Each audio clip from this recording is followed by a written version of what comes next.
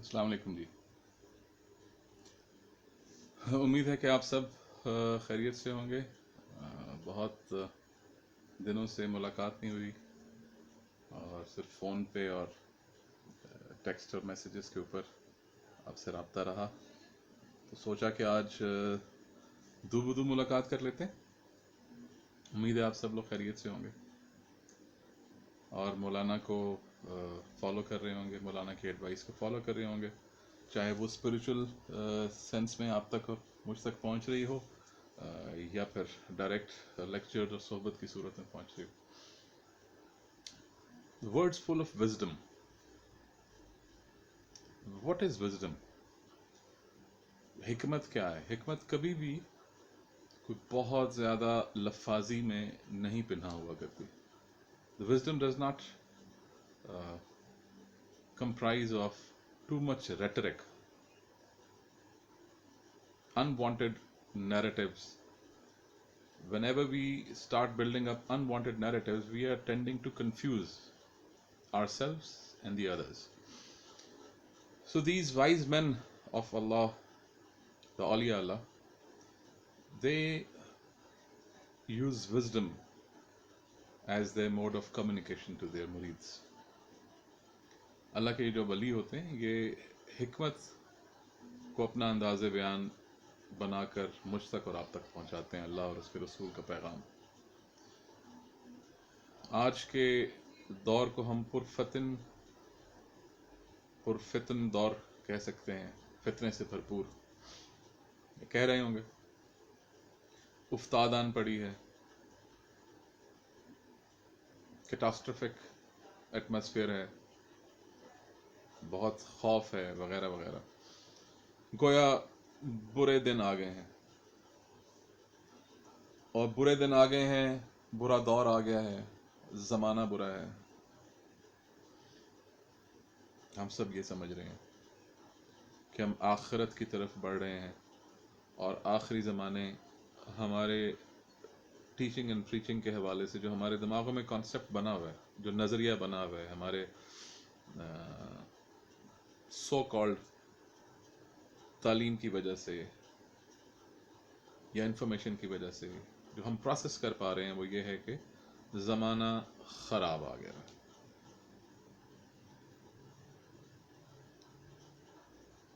अल्लाह सुब्हानहू व तआला क्या फरमाते हैं? अऊज़ु बिल्लाहि मिनश शैतानिर रजीम, बिस्मिल्लाहिर रहमानिर रहीम। वल अस्र इन्नल इंसान लफ़ी खुस्र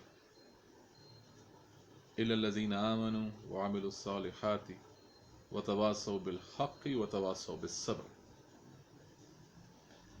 यानी अल्लाह ये फरमा रहे हैं कि नहीं नहीं नहीं, ज़माने की कसम। क्या आप और मैं किसी बुरी चीज़ की कसम खाएंगे? खुदा न खासा कभी अपने दुश्मन की कसम खाते हैं? किसी ऐसी चीज़ की जो मुआशरे में या सुनने वाले के दिमाग में कमतर दर्जा रखती हो? ये हम क्या कह बैठे, ये ज़माना ख़राब है। अल्लाह फरमाता नहीं, ज़माना तो इस कदर अच्छा है, हमेशा रहा है कि मैं उसकी कसम उठा रहा हूँ। अब अल्लाह देखिए ज़माने की कसम उठा रहे हैं। हर आने वाला दिन नए ज़माने का आगाज़ करता है और हर नए ज़माने का बच्चा अपने आप को पीछे से बेहतर, पिछली जनरेशन से बेहतर समझता है। वो समझता है कि वो इवॉल्व कर रहा है।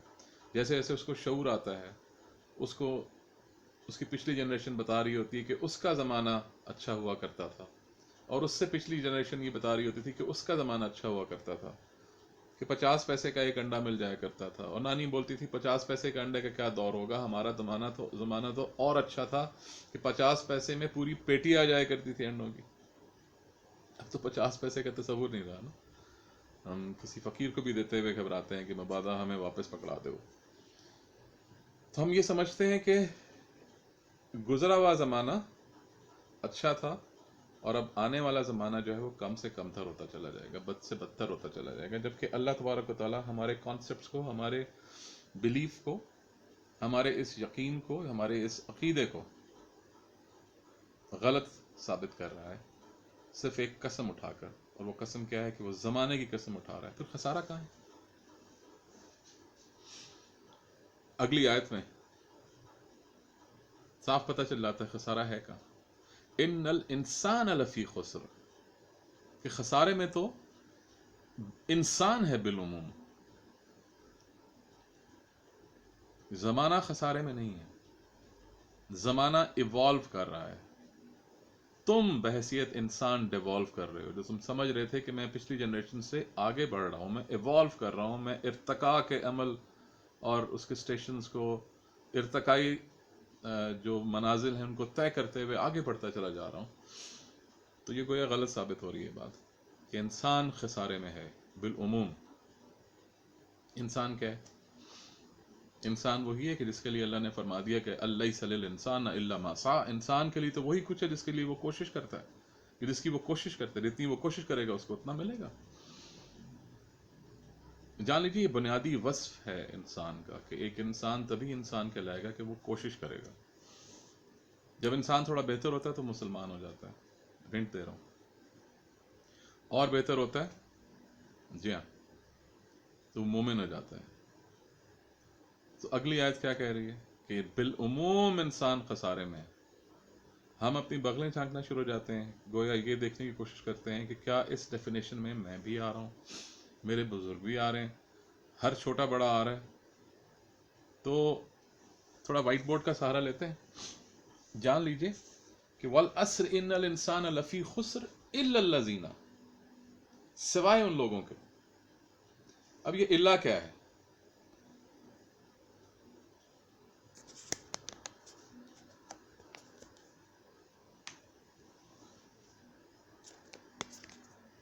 الا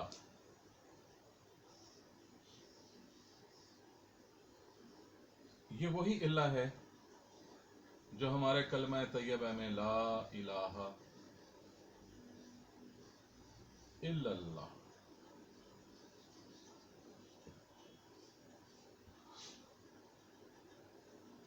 اور اس کا مطلب کیا ہوتا ہے؟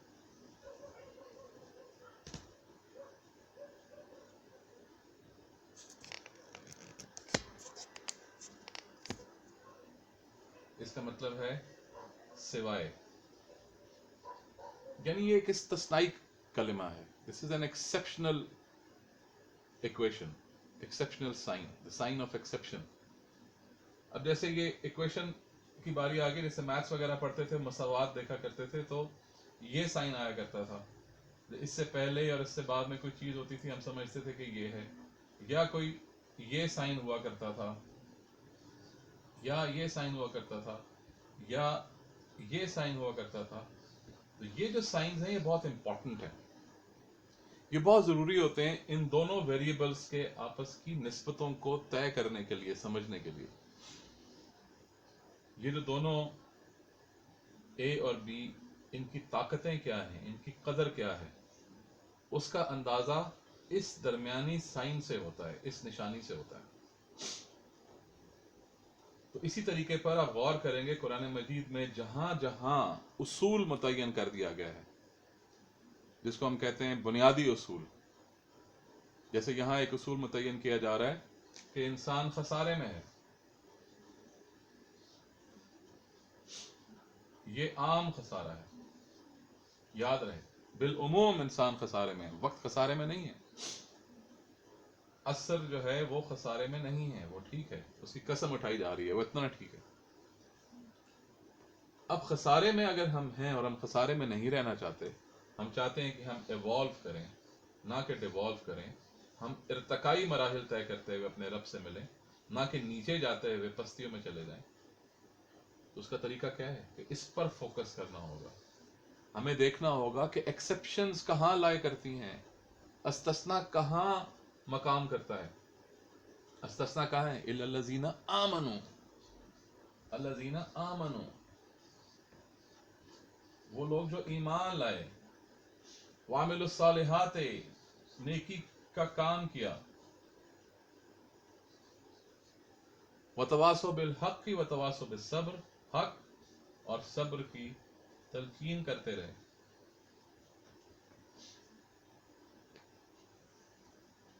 بہت سادہ سی بات کہ اگر ہم چاہتے ہیں کہ ہم ایکسیپشنل کوارٹرز میں پہچانے جائیں، اگر ہم چاہتے ہیں کہ ہم یہ سوائے لفظ کے اس طرف رہیں، کیونکہ ہمیں خسارہ برا لگتا ہے نا، ہم گھاٹے کا سودا کرنے تو اس دنیا میں نہیں آئے، اتنا پڑھ لکھ کر اور نہ بھی پڑھے اتنی محنت کر کے اگر اس عمر پہ پہنچے ہوئے ہم اپنے گھر والوں، اپنے رفقا کے لیے، جن کے لیے ہم باہر نکلنے کا ایک بہانہ بیان کرتے ہیں کہ ہم بچوں کے لیے باہر نکلے ہوئے، پیٹ کے لیے باہر نکلے ہوئے، گھر والوں کے لیے باہر نکلے ہوئے، تو ہم اس لیے تو نہیں نکلے کہ گھر واپس جا کر یہ بتائیں کہ ہم خسارے والوں میں سے، آج کچھ بھی نہیں ہوا، نقصان ہو گیا، کون سنے گا نقصان 2 3 4 دن کے بعد تک؟ تو آپ چاہیں گے کہ آپ اس ایکویشن کی دوسری طرف رہیں، تو اللہ جہاں جہاں آئے آپ ذہن میں یہ دیکھ لیجئے کہ آگے جو بات ہے وہ کرنے والی ہے، وہ اگر آپ ایکسیپشنز کے ساتھ رہنا چاہتے ہیں تو پھر یہ کرنا ہوگا، یہ ہماری چیک لسٹ ہے۔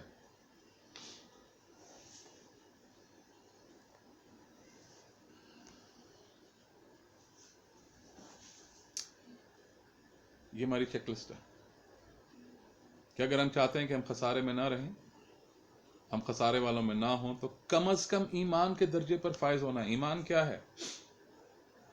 ایمان وہ ہے جو کوشچن کیے بغیر، جو بغیر سوال کے جو اللہ کے معاملات ہیں، جو ایمان کا کلمہ ہم جو پڑھتے ہیں کہ آمنت باللہ و ملائکتہ و کتبہ، ہم اللہ پر ایمان لائے، اس کی ملائکہ پہ ایمان لائے، اس کی کتابوں پر ایمان لائے، اس کے رسول پہ ایمان لائے، ہم آخرت پر ایمان لائے، ہم قدر خیری شرری من اللہ تعالیٰ پر ایمان لائے، اور ہمیں مرنے کے بعد اٹھنا اس بات پر ایمان لائے۔ کیسے ہوتا ہے، کیوں ہوتا ہے، یہ بات کی بات ہے، یہ بات کی بحث ہے۔ اس سے ہمارے ایمان کا معاملہ کمتر نہیں ہونا چاہیے۔ ہمارے ایمان میں تقویت تو ہمارا علم ہمیں دلوائے، لیکن اگر ہمارا علم ہمارے ایمان کی بنیاد بنتا ہے تو وہ پھر غلط ہے۔ کیونکہ دیکھ لیجئے، ہم پہلے بھی پڑھ چکے ہیں میں کہ الف لام میم ذالک الکتاب لا ریب فیہ ھدی للمتقین الذین یؤمنون بالغیب، کہ ایمان تو ہے ہی غیب پر ایمان لانے کا نام، جو میں نے اور آپ نے دیکھا نہیں، پرکھا نہیں، اس پر ایمان لانا ایمان کہلاتا ہے۔ اور یقین کی تو پہلی سیڑھی یہ ہے کہ آپ کو آخرت پر یقین ہونا چاہیے، وبالآخرۃ ھم یوقنون۔ اب کرنا کیا ہے ہم کو سب سے پہلے ایمان لانا ہے، ہمیں جان لینا ہے کہ یہ معاملہ برے دور کا نہیں ہے، یہ دور برا نہیں ہے، یہ دور خسارے میں نہیں ہے، یہ زمانہ برا نہیں ہے۔ اگر غلطی پہ خسارے میں ہیں تو ہم ہیں، اور ہمیں اپنی اصلاح کرنا ہے۔ جیسے مولانا فرماتے ہیں ہمیں موقع ملا ہے کہ ہمیں اپنی اصلاح کرنی ہے، کہ ہم ایمان لے کر آئیں، اور خالی ایمان لانا کافی نہیں ہے۔ یہ بہت غلط فہمی ہوتی ہے کہ ہمارے دل میں کچھ نہیں ہے، ہم اللہ پر تو ایمان لاتے ہیں، یہ 6 7 8 چیزوں پر ایمان لاتے ہیں، بس باقی کبھی نمازوں میں کمزوری ہو جاتی ہے۔ تو نیک اعمال کرنا بھی دوسری شرط ہے اس خسارے سے باہر نکلنے والوں میں اپنا نام شامل کروانے کے لیے، کہ ہم خسارے سے باہر آنے کے لیے پہلی شرط ہے ایمان کی، دوسری شرط ہے کہ ہم نیک اعمال کریں۔ وہ نیک اعمال کیا ہیں؟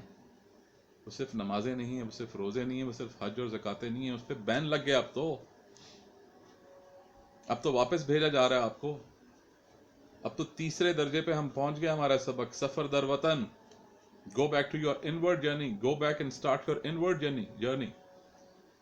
جاؤ، بہت دنیا گھوم لی تم نے، بڑی نمازیں پڑھا کرتے تھے مسجدوں میں جا جا کر، اور واپس آتے ہوئے اپنی مونچھوں داڑھی کے اوپر ہاتھ لگاتے تھے، اپنے پانچوں کو اور اونچا کر لیا کرتے تھے، گویا تم یہ سمجھتے تھے کہ میں بہت بڑا نیکی کا کام کر رہا ہوں، اور لیٹس ٹیسٹ، دیکھتے ہیں تمہاری نیکی کو، آزماتے ہیں۔ گھروں میں مبوس کر دیا۔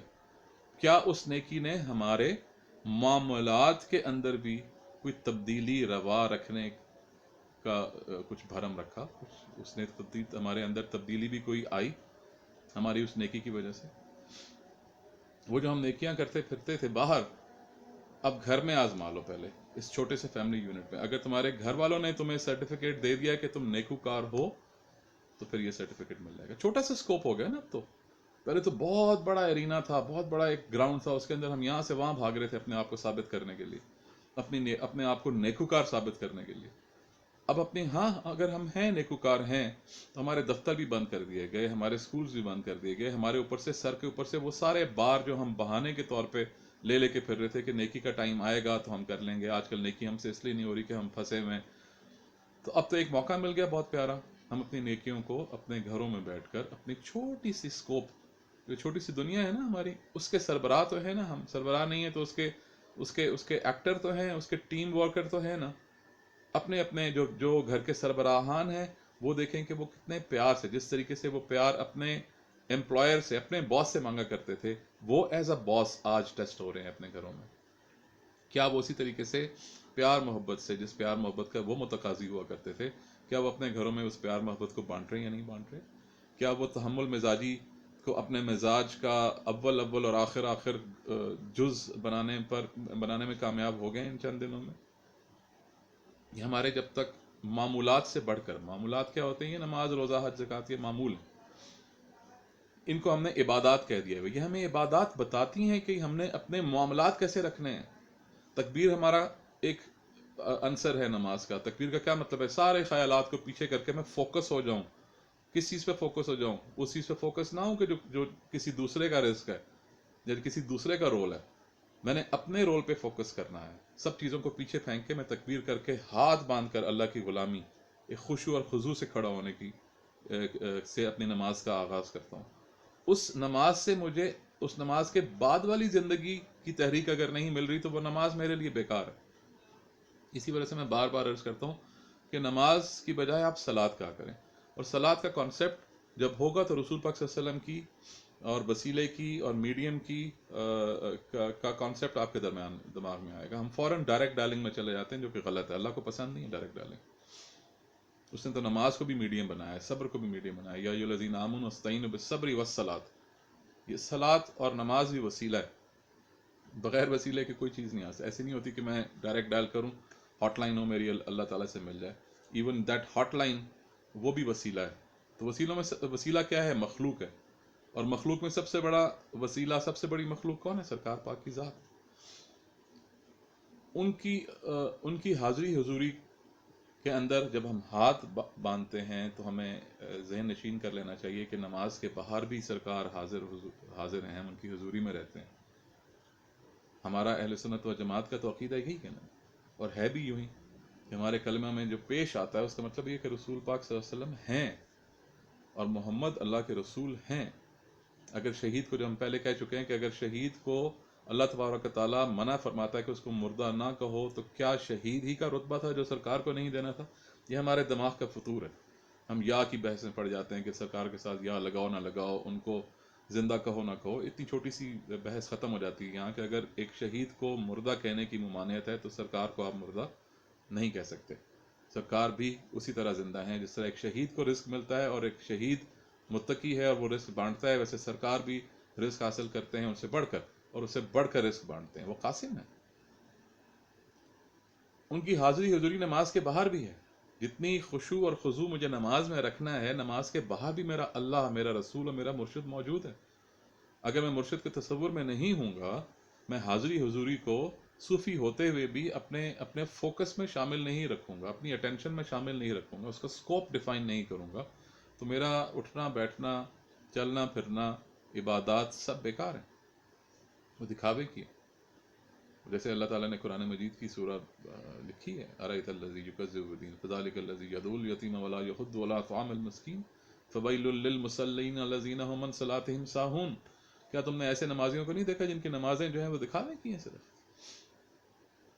اس لیے اپنے ان عبادات جو آئیکونک عبادات ہیں، جو اشاریے ہیں، جو انڈیکیٹرز ہیں، جو تو اس وجہ سے کیے جا رہے ہوتے ہیں کہ وہ فارمل انڈورسمنٹ ہو جائے کہ ہاں میں واقعی کنیکٹڈ ہوں. اپنے معاملات میں اگر میں صلات کو لے کے، یعنی اپنے کنیکشن کو، صلات کیا ہے؟ کنیکشن، اس کو لے کر نہیں چل رہا، رابطے کو لے کر نہیں چل رہا، تو زیادہ گمان یہ ہے کہ میں I'll end up doing vices than virtues. میں نیکی کی بجائے بدی کے رستے پر چلنے کا احتمال زیادہ ہوگا. تو اِلَى الَّذِينَ آمَنُوا وَعَمِلُوا الصَّالِحَاتِ، ہمیں نیکی کے کام بھی کرنے ہیں. ایمان لانے کے بعد اپنے نیکی کے کام کرنے ہیں. مجھے اور آپ کو بتانے کی ضرورت نہیں ہے کہ نیکی کیا ہے اور بدی کیا ہے. ہم سب کو یہ پری پروگرامڈ ایک سکل ملی ہوئی ہے. We can distinguish. ہم تفریق کر سکتے ہیں نیکی اور بدی کے کاموں میں. ہمارا دل گواہی دیتا ہے کہ یہ غلط کام ہے، اس کو نہ کرو. اور تقوی کا تقاضا ہے، کیونکہ دیکھیں انسان خسارے میں.